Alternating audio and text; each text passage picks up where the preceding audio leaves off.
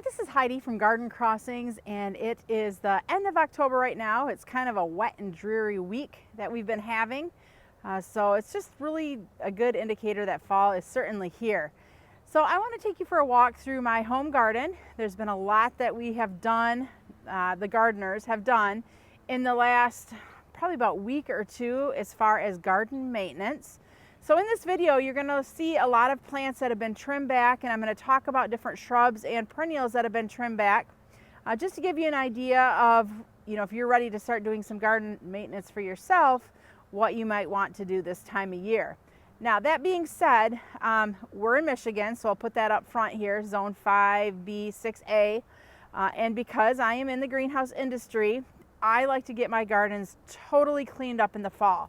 This may not be the best for where you're at or for your garden, but for me, this is what's best for us because we don't have time in the spring to deal with getting gardens all cleaned up. We just have to concentrate on getting plants shipped to your door and getting the gardens replanted when it's time for that. So let's take a walk. Let's see what the fall garden looks like, and hopefully you can get some inspiration as to what maybe you could be doing out in your gardens this time of year. We're going to start off at the front of the house like we always do.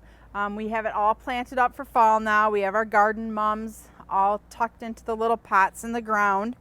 We did a video of Rod transforming the sun patients out with these garden mums, so you can reference that if you want to see how that was done. We switched out the aqua pots for our crescent pots. These two are self-watering pots, but they are more of a plasticky type form.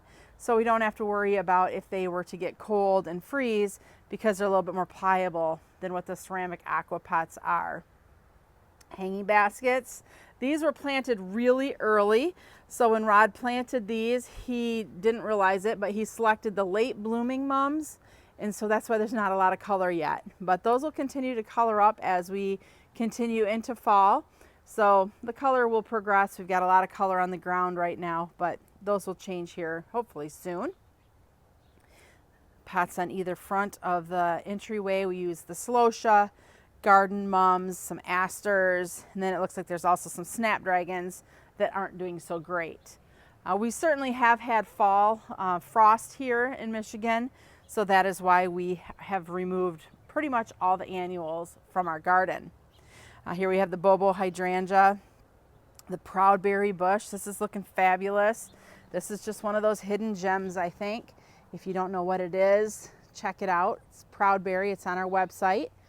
This is also a good time to let you know that if you like any of the plants that you're seeing here in my garden, Garden Crossings is a mail order company, and we ship plants all over the United States.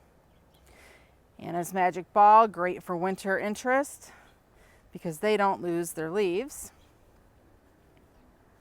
Making the way around. We tucked a couple garden mums in this area just to have a little bit of a splash of color.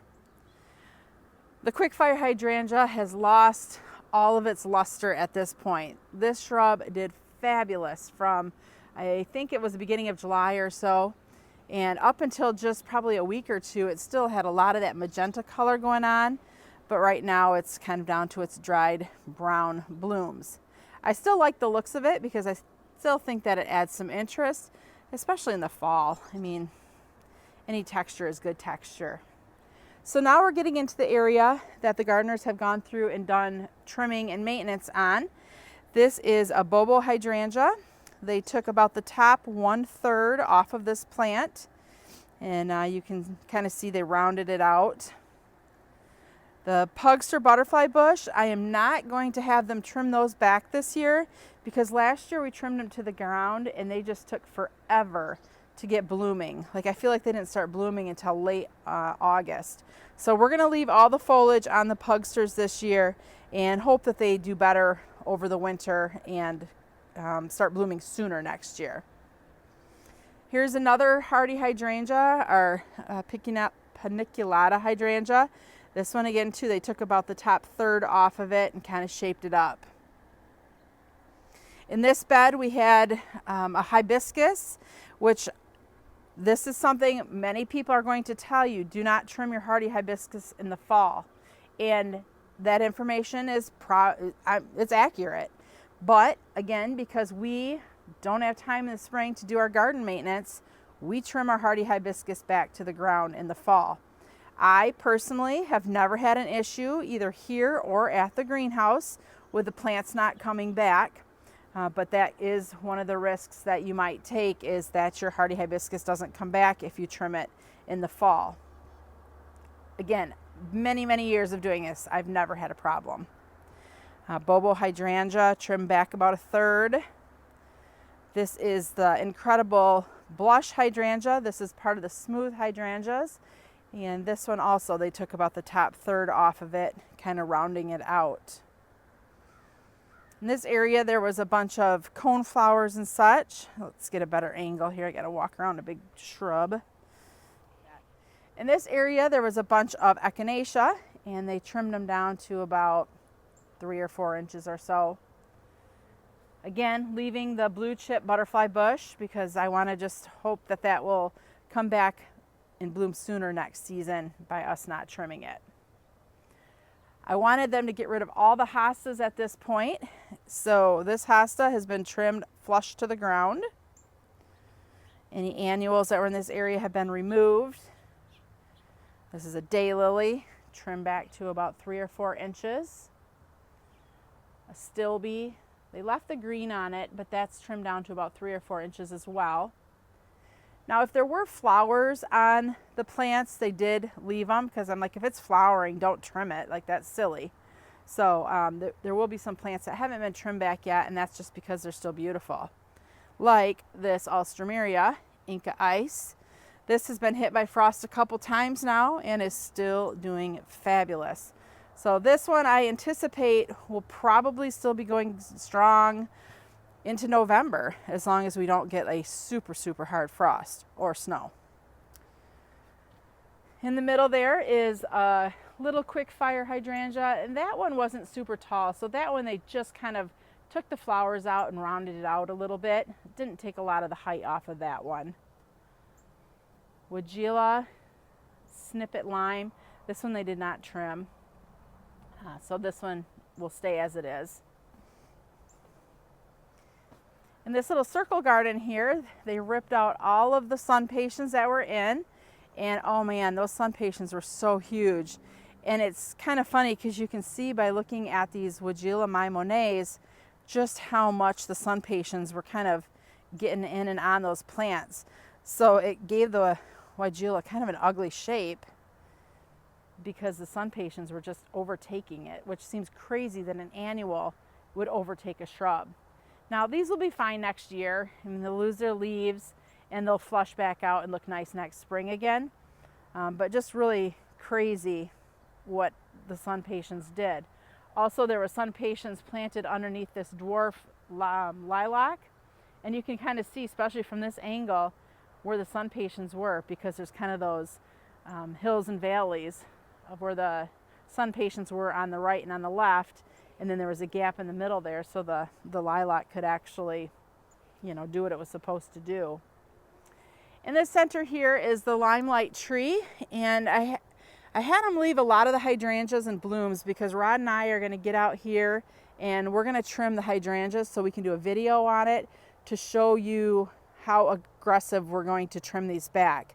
So this year, a lot of these are just so big. They haven't been trimmed like a good trim in a couple years. So I want to get on video how much we're going to trim these guys back. So just to show you, like, you don't have to be afraid to trim your plants. They will grow, they will come back, and it's good for them every so many years to give them a good hard trim. So we'll be doing videos on hydrangeas hopefully soon, and that way you can know what we dare do. Now we can see they haven't gotten to this part yet. They left the hostas under the deck. So this will probably be the next project when they come, is getting these. Oh, sorry. Oh, there's a cat hiding under my hosta, and it is not my cat. And I thought it was a skunk at first. You can't see it because it's a black cat. You might be able to see its little eyes. Oh, you just see it blink by that dead leaf. Okay, so that just freaked me out. Sorry.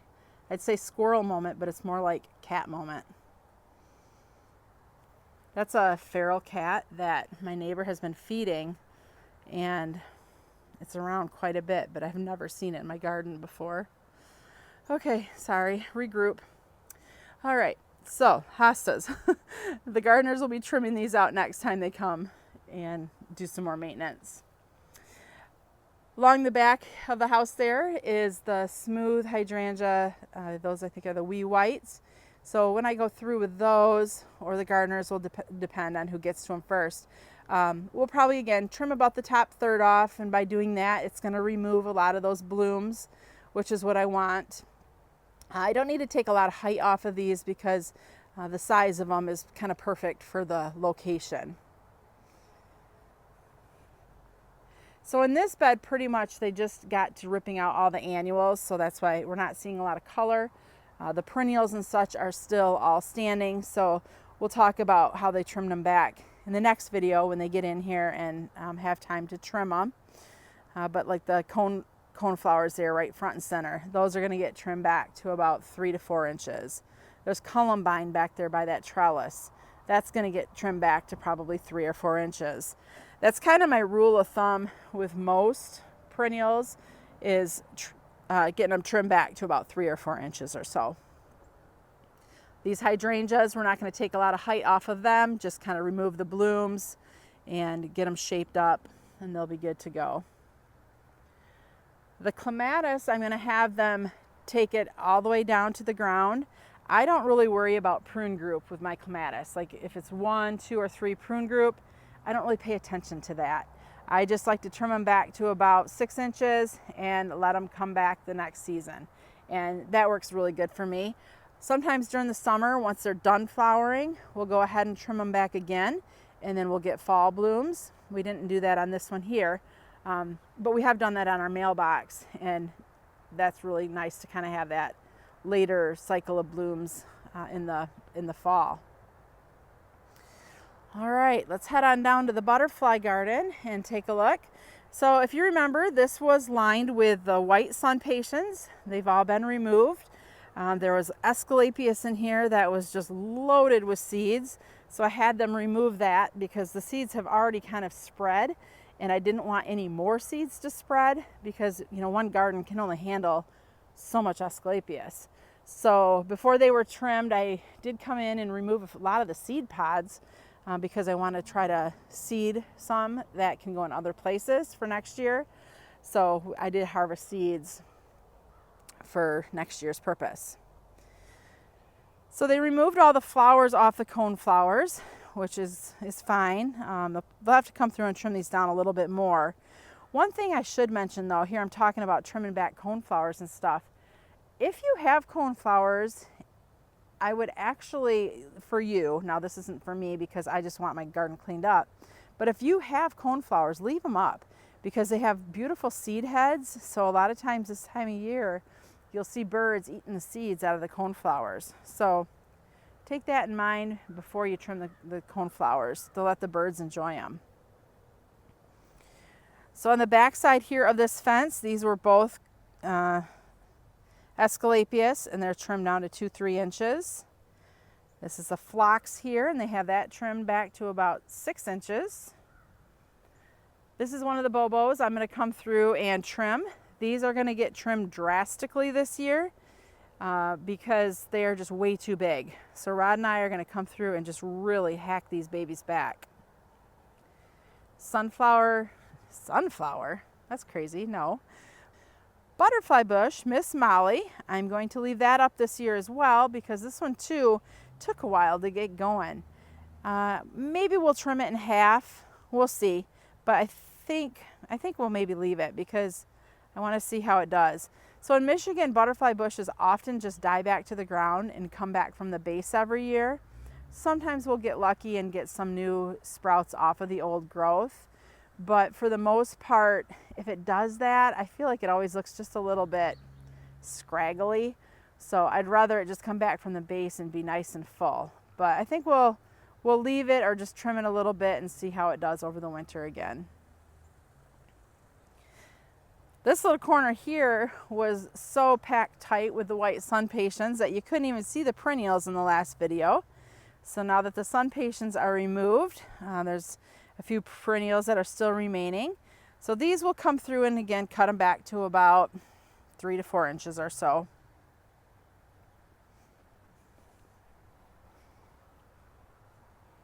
One thing that's nice when you remove the annuals is you really can appreciate the perennials that are here because they've kind of been hidden by all the annuals all season. Anemone's still blooming, so that we're going to leave until it's done. In the back there, they're nicely shaped and rounded. That is the Sonic Bloom Weigela. So that they took probably about, I'm going to say 1.5 feet, 2 foot off of it. Got it nice and tight again. So that's really good. I want the hydrangea to be taller than the Weigela, and they are naturally, but this Weigela was just getting pretty big. So love how they shaped that back and got it trimmed nice and tight again. All the perennials that were in here, pretty much they trimmed back to the ground. A lot of Veronica and Salvia. It looks like they left a few of the Spigula, which is under that bottle tree there. They also left the Amsonia. This is Storm Cloud Amsonia. And I think that one they left because that one might get some nice fall foliage. So we'll see how that one kind of transforms over the fall.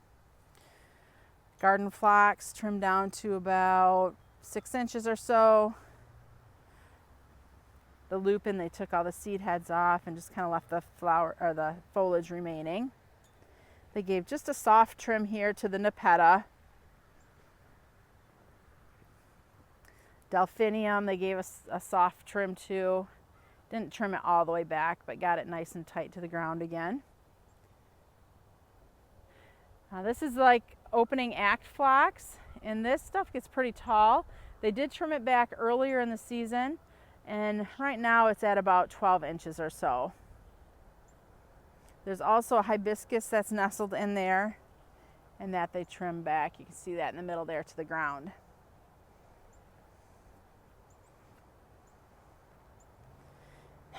This has me guessing, and I'm not sure, but I think this looks like a shrub, but it's not. I think this is a tall garden phlox, although it's too woody for that. So I don't know. No, it's not. It's a shrub. I'm not sure what shrub that is, but I think it planted itself. So that's going to be one I'm going to have to watch, because if it is a shrub, it's in a very bad spot right there next to that hydrangea. That is so weird. Do you ever have things and you're like, how did it get there and what is it? The reason I know it's a shrub though, it almost looks like a Durvilla, like a Kodiak. I don't know why I would have planted that there though, because that's not a good plant for that place. But the foliage is getting really pretty. I know it's a shrub though because it's really woody. The stems are really woody on it. So, interesting. Guess we'll watch that and see what it does and try to figure out if it is a Durvilla or not. It'll get moved if it is. The Firelight hydrangea is still doing fabulous. You're seeing a lot of that magenta coming through, even though as we go closer in on it, it's really kind of browning out. Like there's a lot of brown there. But that's what's nice about this plant, is that the brown still pulls a lot of the red tones. So even when you think it's like really, really past its peak, it still looks pretty nice from a distance. Firelight is like, I would have to say right now, currently my #1 favorite hydrangea in my garden. Now, I've said that about Bobo though too. Okay, so Firelight is one of my favorite taller hydrangeas. Bobo is one of my favorite shorter ones. Although I must say Firelight Tidbit is giving Bobo a run for its money. So if Tidbit will stay small at 2 foot tall, Tidbit's going to become my new favorite over Bobo, just because I love the compact size. So if you watched any videos from earlier this summer, this is the Hosta garden that is put to sleep. It's crazy to see it all bare. Kind of so refreshing too. Like, to be honest, the gardeners didn't want to trim stuff back, and I'm like, just do it. Just do it. I just needed a fresh, clean slate. Do you guys feel like that ever? Like I just wanted it gone. I put the summer season to bed. So reluctantly, they did come out here and just really start trimming things hard for me. Things they left behind though, the green there, that's Aurelia Sun King. The hostas have all been trimmed back pretty much to the ground. In the back there you'll see a couple hellebore. Those you don't trim. You can trim them, but you don't need to. They're evergreen and they do well if you don't trim them. We got pulmonaria here. This is another one you don't want to trim. And that looks really pretty, that foliage. Another Aurelia Sun King that looks like it's gotten beaten up a little bit. But just look how clean that is. Doesn't that just feel so freeing and so refreshing? It does to me. Also, I can point out a few of the more perennials because like you can actually see them. So here we've got a beautiful fern, what is it, Diopteris? I know I said that wrong.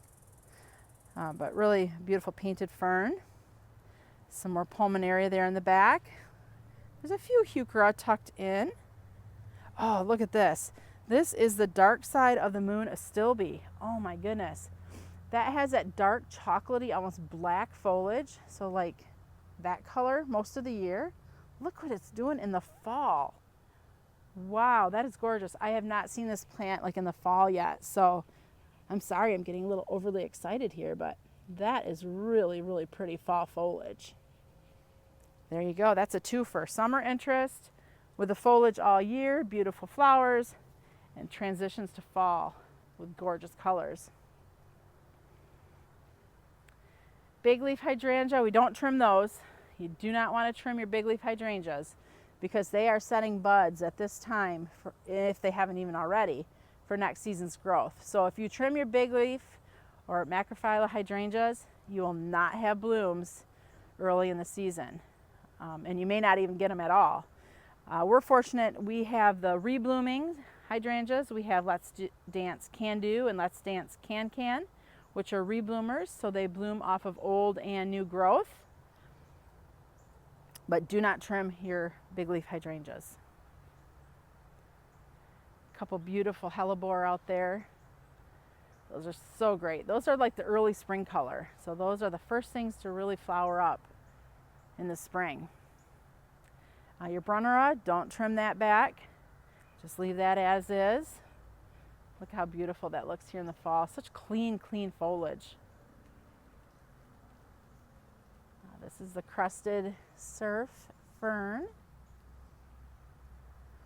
Another heuchera and another dark side of the moon astilbe behind it.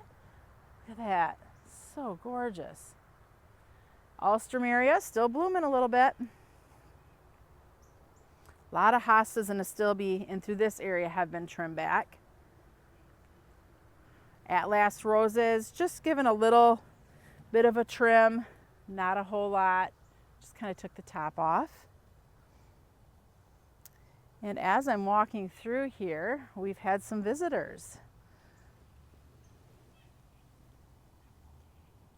I'm going to have to watch for deer again. Which if they're around this time of year, whatever, but man, I don't want them around in the spring. These are some smaller bobos and they've been trimmed back just a third. Some more anemone in the back there.